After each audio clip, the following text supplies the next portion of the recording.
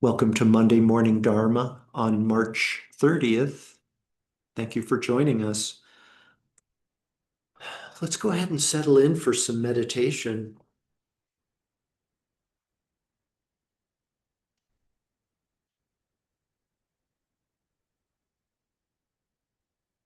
In the entire universe, there's nothing more important that you could or should be doing than being here now, practicing meditation,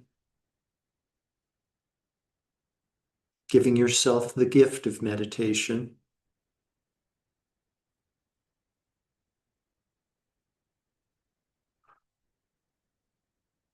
creating the causes for you to experience a peaceful mind. Creating the causes for you to experience a peaceful world.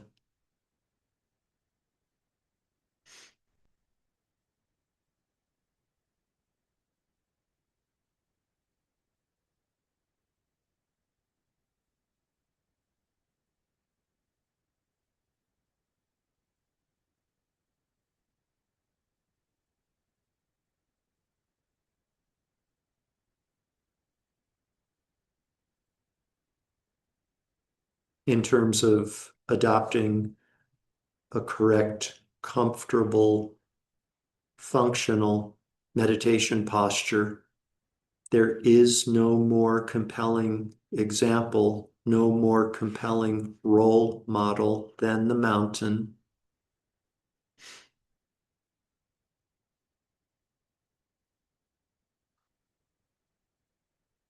Day after day, year after year, century after century, the mountain simply observes silently.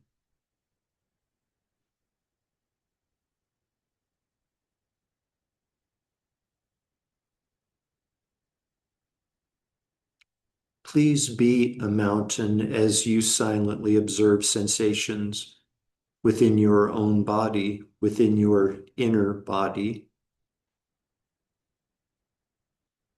These sensations may start in your hands and your feet in the form of a tingling, perhaps a lightness, perhaps a heaviness, perhaps a pulsation.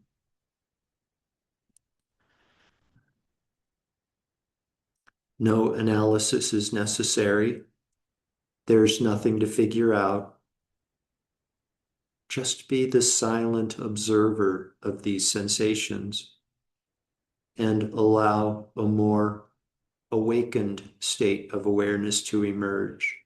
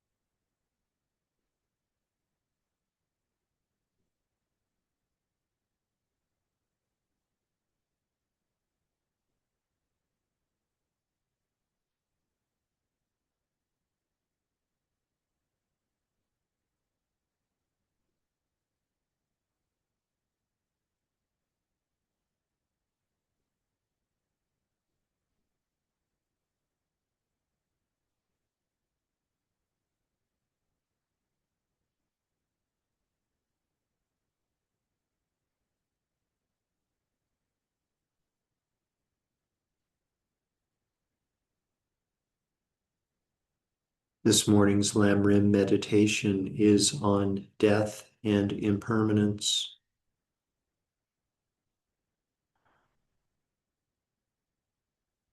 Our mortality, our death, is an absolute certainty. The timing of our death is an absolute uncertainty.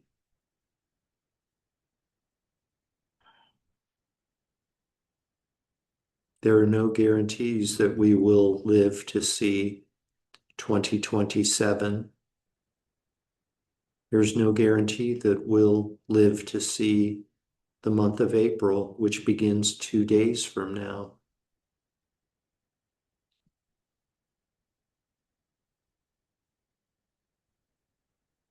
Because the time of our death is a complete uncertainty, it would be wise for us to apply whatever remains of our precious human life, to apply it to its highest and best use, to apply it to its most meaningful use.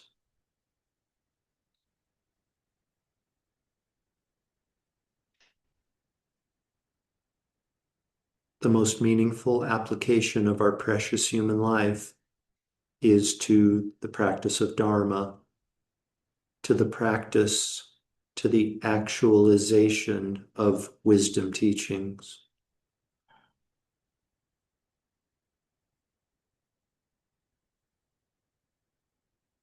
Therefore, the object of our meditation this morning, the object of our placement meditation this morning, is for us to rest in our determination to practice wisdom teachings, to put them into practice in our daily lives as sincerely as we can.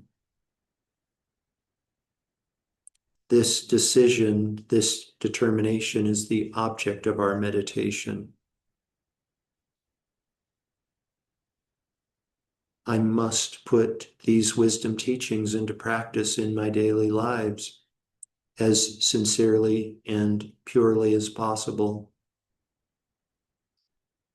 Please conjoin this decision with meditation on the inner body.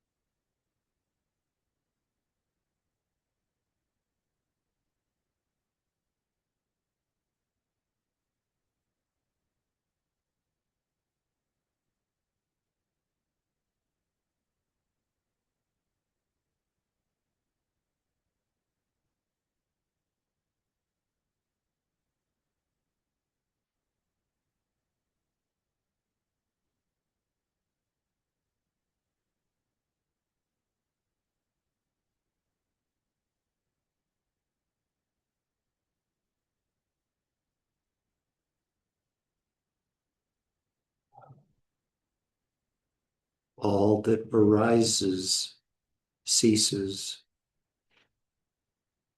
including our human life.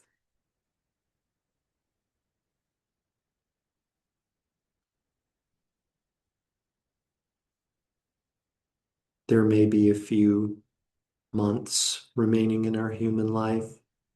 There may be a few days. There may be a few hours remaining. I must use whatever remains of my precious human life to practice Dharma as purely and sincerely as I can.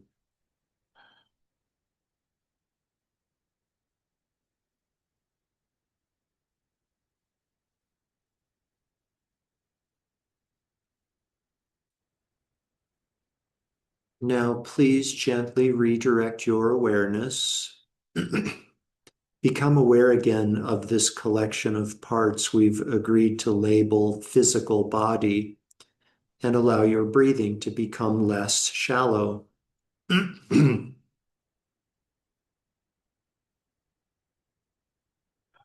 Taking deeper and deeper breaths, become aware again of the garments of clothing resting on the surface of your physical body.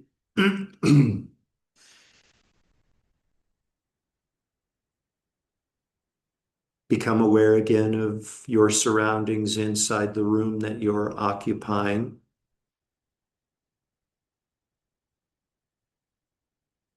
Deeper and deeper breaths, becoming aware again of the world that exists outside of the room that you are occupying.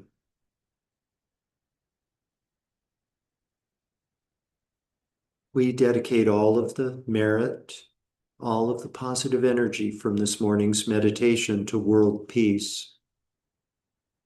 May all beings without exception soon come to enjoy an abundance of pure air and water, delicious, nutritious food, safe, warm, dry, reliable, affordable shelter, and comfortable, functional, attractive clothing. And with everyone's basic needs met, may we all enter and progress on wisdom paths that lead to complete liberation from all forms of suffering.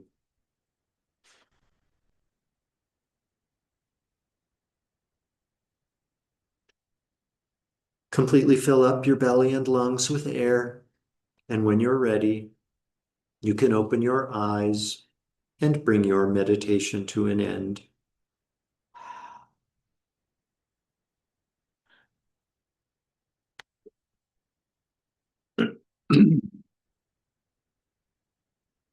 Thank you. Welcome back. Linda, I'm happy to see you here. We're hoping Frank is with you. Frank's okay. We miss him here at the center. Um, so, the Lam Rim meditations, this morning's meditation on death and impermanence. That was the Lam Rim we discussed at Friday's class. Um,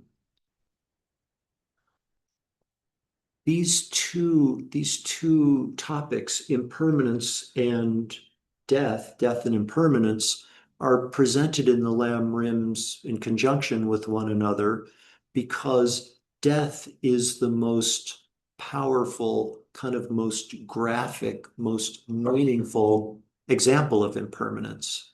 Just wanted to make sure that we got that. Impermanence is a huge cornerstone of Buddhist doctrine, and it's considered the um, antidote to the delusion of desirous attachment. Um, and there are teachings on subtle impermanence. The teachings on impermanence go deep. Um, for purposes of our meditations, given where we are in the Lam Rims, we're just going to leave it at the fact that death is the most graphic, most powerful example of impermanence. And we can meditate on that for a while until we get into meditations on other meditations on impermanence. And, I just want to share like a real life story. Yesterday, a dear friend of mine was, let me just spoiler alert, she's fine. She's fine. She's fine. She's fine. Um, only she broke her wrist. And that was the extent of her harm, her injury. Um, she was going to she lives here in Silver City, was on her way riding her bicycle to a dance here at Lotus Center, ecstatic dance, left her house 2 blocks, well, not even 2 blocks, one half block from her house. A dog ran in front of her bicycle. She hit the brakes to keep from hitting the dog, just like spontaneously, head over heels, breaks her wrist. You know, could have been it, right? Could have been it. And the point of this story isn't, of course, that, oh, she could have, this might have happened. Maybe she should have. Why was the dog? No, the point is, there but for my karma go I, there but for my karma go I. We put ourselves in situations like this all the time, kind of every moment of every day, eating food, you know, maybe someone will be there to perform the Heimlich maneuver if we choke on something we're eating. Maybe not, probably not. I think most of us drive automobiles. It's amazing. It's amazing that like we don't have that we're not in an accident, in accidents more often than we are, you know? Just an air bubble within our body in the wrong place. That'll be it. So the message here, of course, is to be mindful of, in Buddhist doctrine, sometimes it's referred to as the Lord of Death, because death always wins. Yeah, it always prevails. The thing is, we don't know when it's going to happen. So let's just be mindful about what matters. And of course, the Lam Rim meditations encourage us to embrace the practice of Dharma as what matters, but it's up to us to decide individually what matters, right? We have freedom, you know. Can tell you some things that don't matter. Grudges, maintaining grudges, resentments, maintaining maintaining resentments and grudges is not the highest and best use of our precious human life. I'm pretty confident in saying that. Yeah.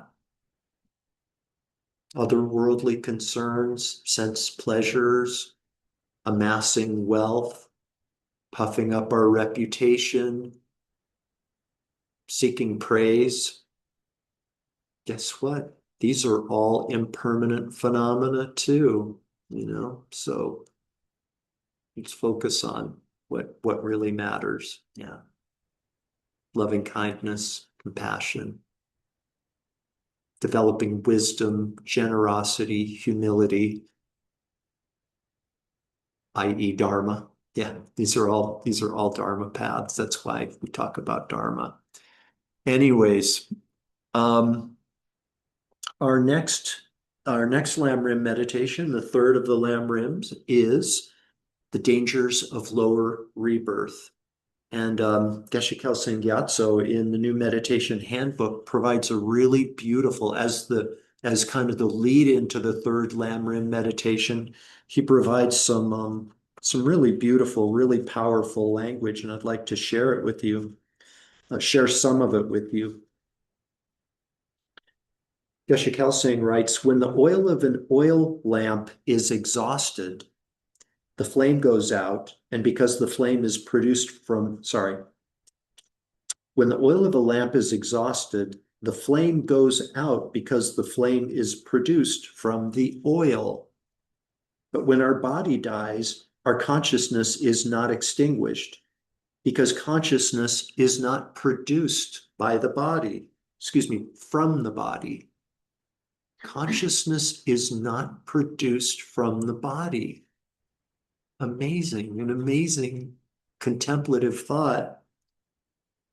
When we die, our mind must leave this present body, which is just a temporary abode, and find another body, much like a bird leaving one nest to fly to another. Our mind has no freedom to remain and no choice about where to go. We are blown to the place of our next rebirth by the winds of our actions, or karma. If the karma that ripens at our death time is negative, we'll definitely take a lower rebirth. Um,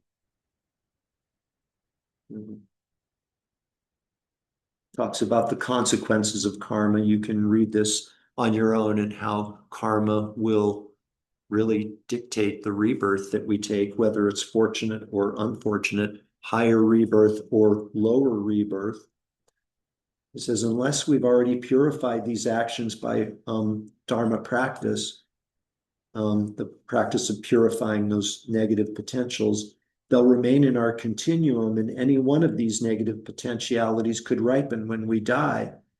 Keeping this in mind, we should ask ourselves, if I die today, where will I be tomorrow? That's another really could die today and be in our next life tomorrow. Yeah. We could die this morning and be in our next life this afternoon.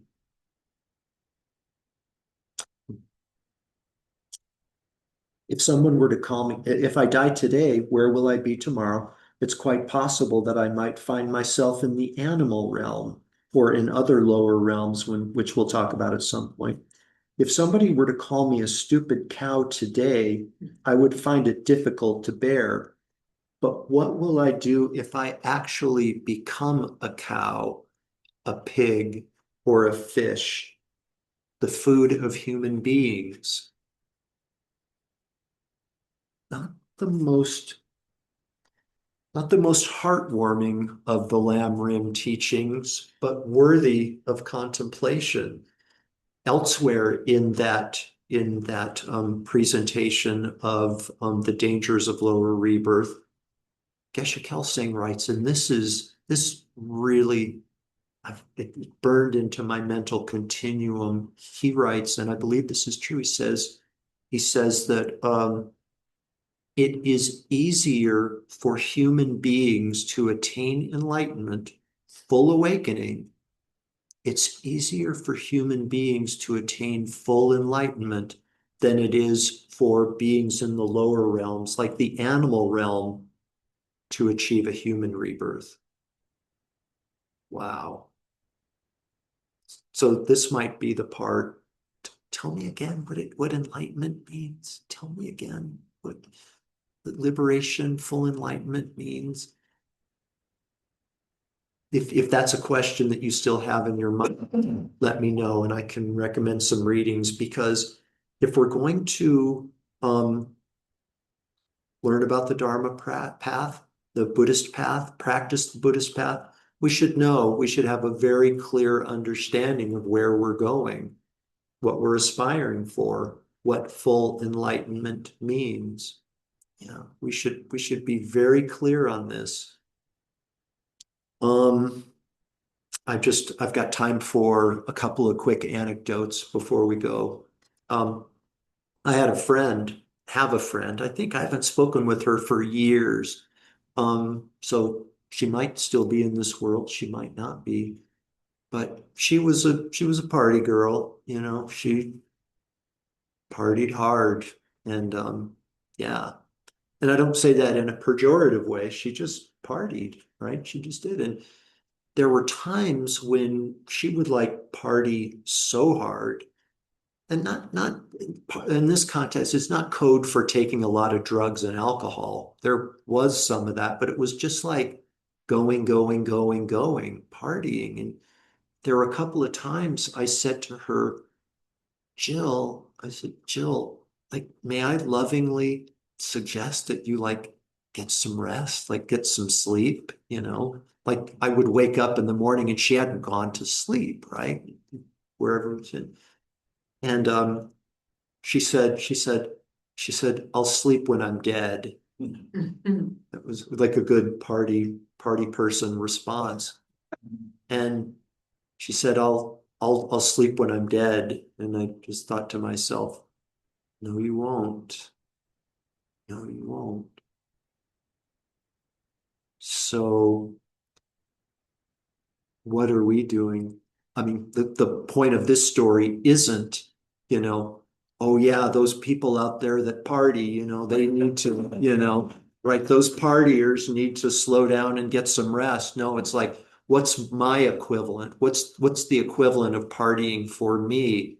Watching meaningless YouTube videos or whatever, whatever it might be, you know, yeah, because it's going to be hard if we take rebirth as an animal or what's called a hungry ghost or an even lower realm. Last thing I want to say, hang in, it's 9 o'clock, you guys. Last thing, those of you who have pets, I know some of you do, um, let's give them opportunities to take a fortunate human rebirth in their next lives, right?